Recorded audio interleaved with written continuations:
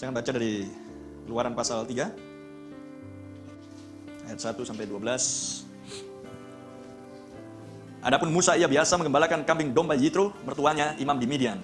Sekali ketika ia menggiring kambing domba itu ke seberang padang gurun, sampailah ia ke gunung Allah, yakni gunung Horeb. Lalu malaikat Tuhan menampakkan diri kepadanya di dalam nyala api yang keluar dari semak duri. Lalu ia melihat dan tampaklah semak duri itu menyala tetapi tidak dimakan api. Sebuah cahaya supernatural. Dan bentuknya Allah adalah cahaya itu sendiri, terang itu sendiri. Dan dialah yang menyatakan dirinya, menampakkan diri kepada Musa. Amin. Musa berkata, baiklah aku menyimpang ke sana untuk memeriksa penglihatan yang hebat itu. Mengapakah tidak terbakar semak duri itu? Ketika dilihat Tuhan bahwa Musa menyimpang untuk memeriksanya, berserulah Allah dari tengah-tengah semak duri yang menyala tapi tidak terbakar.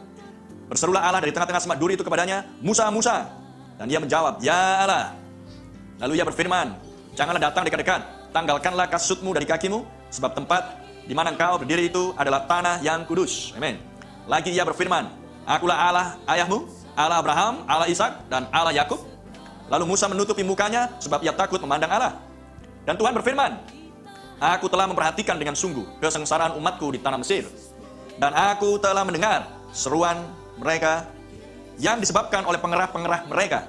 Ya, aku mengetahui penderitaan mereka.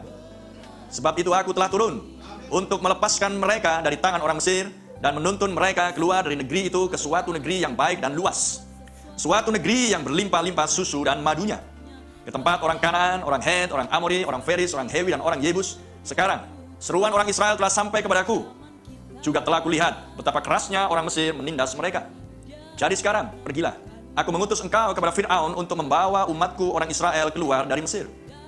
Tetapi Musa berkata kepada Allah, siapakah aku ini? Maka aku yang akan menghadap Fir'aun dan membawa orang Israel keluar dari Mesir. Lalu firman-Nya, bukankah aku akan menyertai engkau? Inilah tanda bagimu, bahwa aku yang mengutus engkau. Apabila engkau telah membawa bangsa itu keluar dari Mesir, maka kamu akan beribadah kepada Allah di gunung ini. Haleluya. Firman mengatakan bahwa ia yang berfirman, ia yang turun, sebab aku telah turun, di ayat yang ke-8, Allah dalam rupa manusia. Inilah sebuah misteri.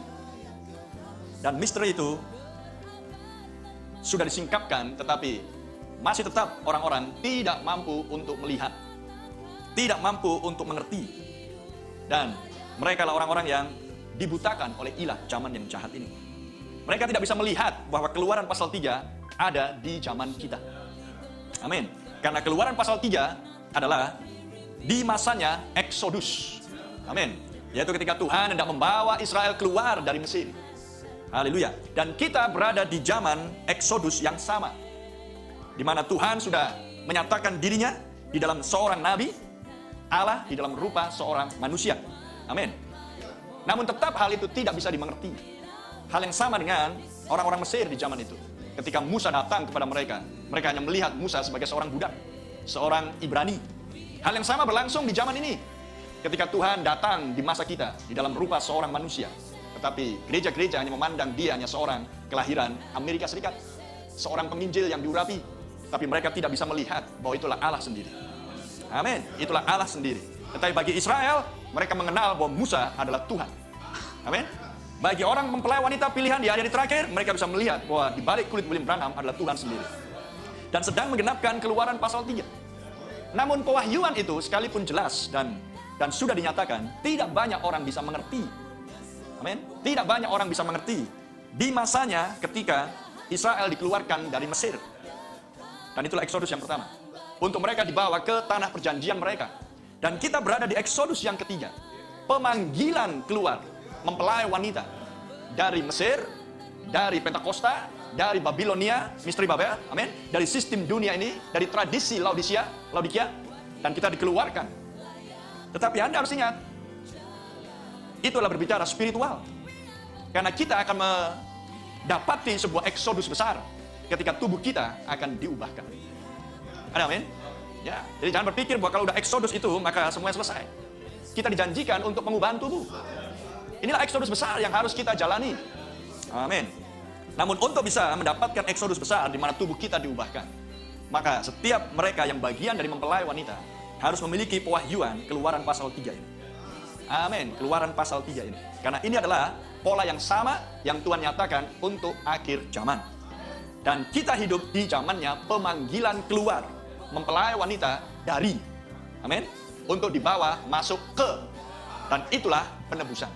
Terdiri dari dua kata, yaitu adalah dikeluarkan dari dan dibawa masuk ke. Dan kita hidup di masanya pemanggilan keluar mempelai wanita. Karena 7 zaman gereja terdiri dari 3 tahapan. Yaitu adalah tahapan yang pertama adalah tahapan para martir.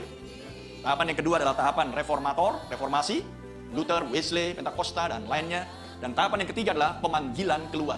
Dan kita berada di zamannya pemanggilan keluar. Haleluya.